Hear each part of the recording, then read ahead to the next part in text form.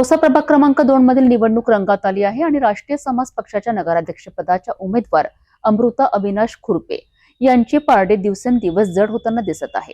विद्यार्थिनी असलेल्या अमृता खुरपे यांनी औसातील जनतेसमोर थेट आव्हान ठेवत भरघोस मतांनी विजय करण्याची विनंती केली आहे। औसा प्रभाग क्रमांक 2 मधून राष्ट्रीय समाज पक्षाच्या नगराध्यक्ष पदाच्या उमेदवार अमृता खुरपे या सध्या चर्चेत आहेत। सामान्य घरातील विद्यार्थिनी असलेल्या खुरपे औसातील जनतेसमोर एक कळकळीची विनंती करताना दिसतात आहेत। मला एक संधी द्या, तुमच्या प्रत्येक समस्या ऐकून त्यांना सोडविण्यासाठी मी कटिबद्ध आहे। खुरपे यांनी प्रचारादरम्यान दारोदारी जाऊन नागरिकांच्या समस्या जाणून घेतल्या। गोरगरीब जनतेसाठी विशेष काम करण्याची ग्वाही त्यांनी दिली आहे।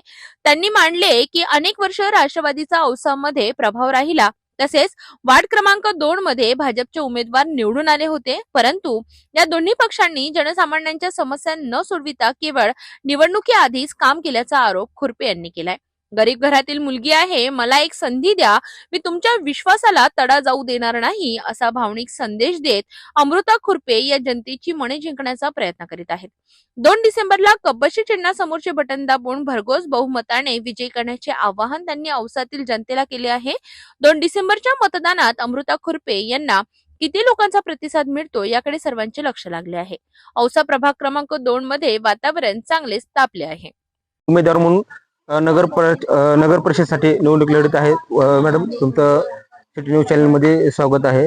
सध्या आपण राष्ट्रीय पक्षाकडून थेट नगराध्यक्षपदासाठी उमेदवार म्हणून तुम्हाला निवडले गेले। तुम्ही काय भूमिका राहणार ह्या राष्ट्र म्हणजे वार्ड क्रमांक 2 मध्ये? माझी भूमिका हीच असेल की सर्वसामान्य जनतेचा विकास, औसा शहराचा विकास आणि सर्वसामान्य जनतेचे जे आहेत सगळ्यात महत्त्वाचं त्यांच्या समस्या, प्रत्येक जणांच्या आम्ही दारोदारी जाऊन त्यांच्या समस्या विचारून त्यांच्या समस्या सोडवण्याचा प्रयत्न करू। त्यामुळे मी जनतेला पण हीच माझी प्रार्थना आहे आणि विनंती आहे सगळ्यात मोठी की मला एक संधी द्या, निवडून आणा। मी नक्कीच जनतेला निराश करणार नाही, नक्कीच जनतेचे सर्व प्रकारच्या समस्या ज्या आहेत ते सोडवण्याचा प्रयत्न करेन। आणि अगोदर तर आपले जे आहेत गोरगरीब वगैरे त्यांच्याकडे जास्त लक्ष देईन, कारण मोठे लोक तर सगळे आहेतच सध्या तर औशामध्ये जे आहे, ज्यांची सत्ता वगैरे आहे त्यांचं तर सध्या ते काय करतच नाहीत सध्या तरी। जसे आता जे नाले वगैरे साफ करणं वगैरे असेल, जे बांधकाम वगैरे रोडचं आहे ते निवडणुकीच्या पुढेच करतात। तर माझं हेच असेल ध्येय की तात्काळ जनतेच्या समस्या सोडवण्याचा मी प्रयत्न करेन। येणाऱ्या 2 तारखेला मतदान आहे, जनतेला काय आवाहन करणार? जनतेला माझं हेच आव्हान असेल की एका गरीब मुलीला, सामान्य घरातल्या मुलीला संधी द्यावी आणि निवडून आणावं।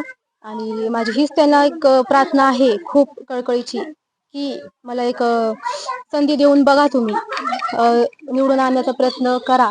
माझी हीच त्यांना एक हे आहे आठवण हे आहे।